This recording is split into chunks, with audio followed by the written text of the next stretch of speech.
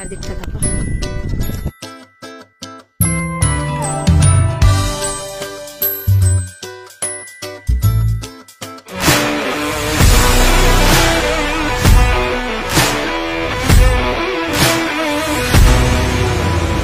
Hello everyone, good morning and welcome back to my channel. আমি পেলে চলেছি সবাই একটা নতুন ভিডিও নিয়ে। আশা করি তোমরা সবাই খুব ভালো আছো, আমি খুব ভালো আছি। আর এখন যে সকাল 7:30 রোদে উঠে গেছে, দেখতে পাচ্ছ পুরো একদম চকচক চকচক করছে, চারিদিকে ফুলে উঠেছে আমাদের কাছে। তো যাই হোক, আমি উঠে গেছি। এখন আমি মোটামুটি ঘরটার ঝাড়টার দেওয়া হয়ে গেছে, বাসনটা মাজবো, আমি একটু স্নান টান করবো। আজকে যাবো আমি এক ঘুরতে, তো সেটা তোমাদের সাথে আজকে শেয়ার করবো। তো চলো কোথায় যাচ্ছেন আছি সেটা পরে রেডি হয়ে বলছি। আপাতত আমার যেগুলো কাজ আমি সেগুলো করে নিই, সেটা আলোচনা করবো তোমাদের সাথে।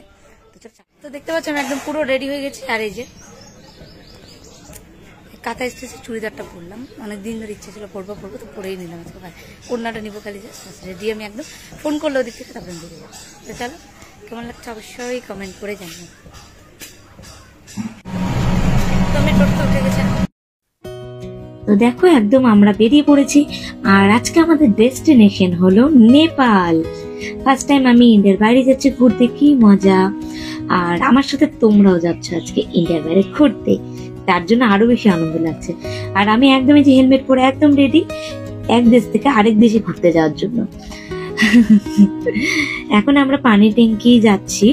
আর এই পানি ট্যাঙ্কি পৌঁছাতে এই সাইডের যে ঘাস বা ক্ষেতগুলো দেখতে পাচ্ছ, দারুণ লাগছে। আর আকাশটা তো দেখো জাস্ট চুমু। আর এই হচ্ছে পানি ট্যাঙ্কি বর্ডারটা জাস্ট। আর এখানে আধার কার্ড চেক করে প্রত্যেককে। এই যে নদীটা দেখতে পাচ্ছ, এই নদীর নাম হচ্ছে মেচি নদী। এটার পরেই এটা পার করলে নেপাল। তারপর কাকুর ভিটাতে আমরা চলে যাই একটি অফিসে।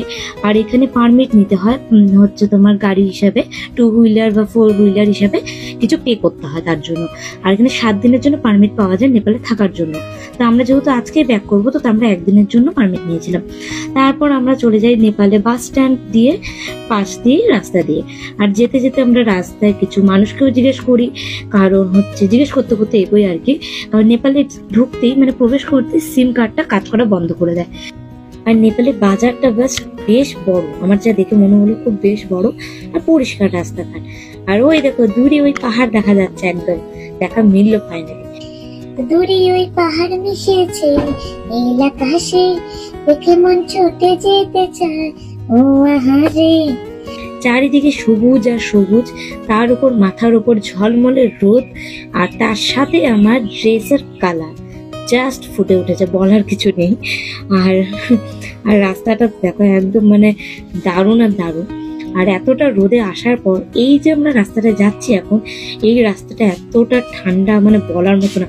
কি যে শান্তি পাচ্ছিলাম আমরা সবাই, বলার মতো না। খুব আরাম পাচ্ছিলাম এই রাস্তাটাতে ঢোকা মাত্রই। তার সুন্দর চাপাতা বাগান দিয়ে আমরা যাচ্ছিলাম। আর চারিদিকে চাপাতা বাগান প্রায় একটু পরপর দেখা যাচ্ছিল। খুব সুন্দর রাস্তাটা ছিল, একদম পরিষ্কার চওড়া, কোনো রাস্তা খারাপ ছিল না, ভাঙ্গা চোরা ছিল না, খুব সুন্দর রাস্তা। আর ওদিকে দেখো আকাশে মেঘও পড়েছে অলরেডি, জানি না কি হবে, ওখানে পৌঁছানোর পর বোঝা যাবে। ঠাকুর করে যেন বৃষ্টিটা না হয়, না হলে সে কোনো রেনকোটের ব্যবস্থা নেই বাইকে। আমরা এখন নেপালে তো অনেকক্ষণ আগে ঢুকে গেছি। আর এখন আমরা পাহাড়ের দিকে উঠে গেছি। আমার কিছুটা দুধিয়া পাহাড়ের মতো ফিল হচ্ছে, কিছুটা রোহিণী পাহাড়ের মতো ফিল হচ্ছে। ওখান থেকে কিছুটা এগোতে না এগোতেই দেখা মিলল এই সৌন্দর্যের মন মুগ্ধ করা, যেটা কিন্তু স্বচক্ষে না দেখলে অনুভব করা যাবে না। মাঝে আমরা এই রাস্তার ধারে দাঁড়াই কিছু ফটো তোলার জন্য, কিন্তু তোমাদের ভিউ দেখাবো কি, কুয়াশা কিচ্ছু দেখা যাচ্ছে না। আর এই সুন্দর পরিবেশ, সুন্দর প্রকৃতি অনুভব করার জন্য, চোখে দেখার জন্য তো বারবার আমরা ফিরে আসি পাহাড়ে। পাহাড়ে আসলে আমরা এই সুন্দর প্রকৃতিটা অনুভব করতে পারি, শীতলতা অনুভব করতে পারি এই গরমের মধ্যে। দেখো মানে দেখলে একদম পাগল করা একদম পরিবেশ, দারুণ দেখতে। রাস্তার দুধারে এরকম সুন্দর বড় বড় চাপাতা বাগান দেখতে দেখতে প্রায় আমরা পৌঁছে যাই আমাদের প্রথম ভিউ পয়েন্টের সামনে, যেটা গেল হলো কান্যাম ভিউ পয়েন্ট। তো এখানে আমরা চলে এসেছি। এখন ফাইনালি আমরা এসে পৌঁছালাম আমার কান্যামে ভিউ পয়েন্টে। তো চলো আগাই উপরে ভিউ পয়েন্টে যাই, দেখাচ্ছে পুরো জায়গাটা। তোমরা চাইলে ওদের কাছ থেকে ফটো তুলতে পারো, ওরা পার ফটোতে 350 টাকা করে নেয়, বাঁধিয়ে দেয় একদম।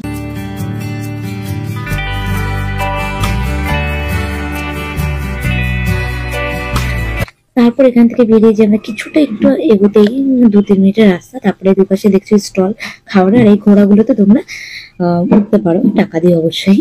আর সামনে দেখতে পাচ্ছ ওই যে সুন্দর জায়গাটা, ওখানে উঠতে হবে। চলে আবার ওখানে উঠি, খুব কষ্ট করে উঠতে হবে, অনেকটা উঁচুতে। সিঁড়িগুলো দেখতে পাচ্ছ কি খাড়া খাড়া, হিল পরে এতটা ওঠা যায়, তাও খুব কষ্ট করে উঠেছে, মানে শ্বাসকষ্ট উঠে যাচ্ছিল একদম। যাই হোক কোনো মতে উঠলাম এখন অনেকটা উপরে।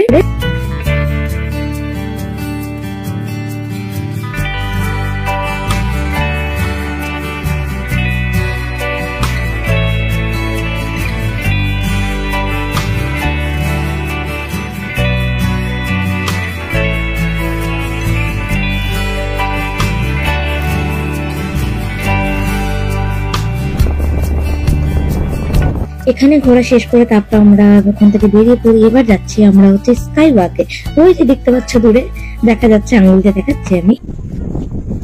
আমরা এখান থেকে আসলাম, এই রাস্তাটাতে নামলাম, নামার পর এখন এখানে হচ্ছে টিকিট কাউন্টার স্কাই ওয়াকের জন্য 190 টাকা করে টিকিট।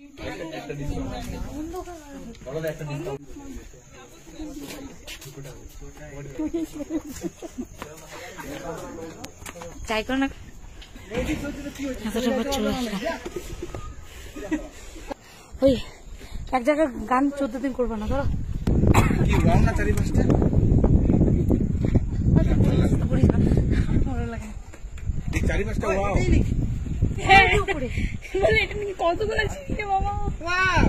আর এখান থেকে তোমাদেরকে ভিউ দেখাও, পুরো কান্যামি দেখা যাবে, কিন্তু কোনো উপায় নেই, চারিদিকে কুয়াশায় একদম সাদা হয়ে আছে, আমরা নিজেরাই দেখতে পারিনি, আর ফোনে কি দেখাবো তোমাদেরকে। চারিদিকে দেখছো কি বাও না, চারিদিকে দেখছো।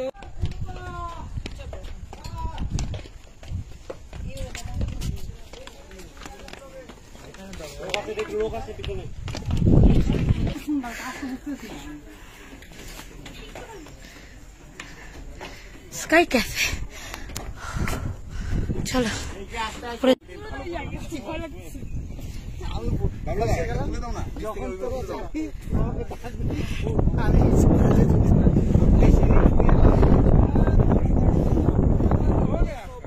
চারদিকটা দেখো, কুয়াশাগুলো জাস্ট উড়ে উড়ে যাচ্ছে।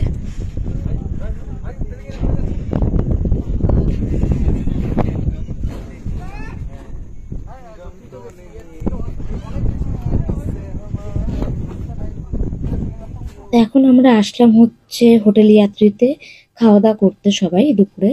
আর এখন বাজে ঘড়িতে 3:30, কিন্তু নেপালে হচ্ছে 15 মিনিট ফাস্ট। আমাদের এখানে 3:30 হলে এখানে হচ্ছে 3:45। सिलीगुड़ी से गर्मी है, बहुत ज्यादा गर्मी है।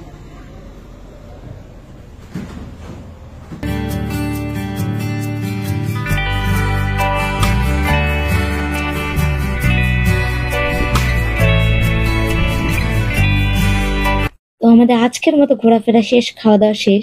তো এখন আমরা ইন্ডিয়ায় ঢুকে গেছি, বাগডোগরার কাছাকাছি ঢুকে গেছি, ওই যে টোল ট্যাক্স দেখতে পাচ্ছ। তো চলো, আর এইদিকে দেখো আকাশ কত পরিষ্কার। ওখানে আসার সময় আমরা একটু ঝিরিঝিরি বৃষ্টি পেয়েছি, কিন্তু তারপরে ক্লিয়ার ছিল আকাশ একদমই। তো চলো বাড়ি থেকে কথা হচ্ছে তোমাদের সাথে। চলে এসেছি, এখন বাজে ঘড়িতে মানে আমি অনেক আগে এসেছি, তখন বাজে 6:30। তারপর আমরা এসে শিব মন্দির একটু দাঁড়ালাম, 6টার মধ্যে ঢুকে গেছিলাম শিব মন্দির। ওখানে সবাই চাটা খেলো, চাটা খাওয়ার পর তারপর আমরা বাড়ি চলে আসলাম। আমি ক্রিম বন নিয়ে আসলাম, একটু মাংস নিয়ে আসলাম, মাংস বানাবো বলে। কারণ হচ্ছে আজকে রবিবার, তো মা নেই বাড়িতে, এই জন্য দুপুরে তো আমি ছিলাম না, বাইরে খেয়েছি। তাহলে যে আবার কি নিয়ে যাই, মাংস বাড়িতে বানাবো, হয়ে যাবে। তো একটু মাংস নিয়ে আসলাম, একটা বন নিয়ে এসি, ক্রিম বন, সেই বাচ্চাকালে স্কুলের টিফিনে আমাদের দিত, সেম ওই ক্রিম বনটা নিয়ে আসলাম। তো এটি, আর এই যে আমাদের ভাই এখন রেডি আসবে, ওর বন্ধু আছে না, বন্ধু মানে বান্ধবী ভাইয়ের বার্থডে, তার জন্য এখন বার্থডেতে যাবে, তাই না ভাই? এই যে আমাদের একদম বাড়ির সামনেই, গেটের সামনে হচ্ছে। আমি যাবো না, আমরা 1 বছর যেতে পারবো না, তো তার জন্য যাবো, তার জন্য আমাদের ভাইয়া যাবে। ভাই এখনই রেডি, ওরা বন্ধু, ওদের বাচ্চা কাচ্চাদের বেশি ইন্টারেস্ট, ওরা গিয়ে নাচানাচি করবে। যে নাচতে হয় না, কেন নাচতে হয়? মেজদাদা সেম টু সেম, কি মেজদাদা যেরকম নাচে আমি ওখানে সেম টু সেমই নাচি। ও আচ্ছা, ঠিক আছে।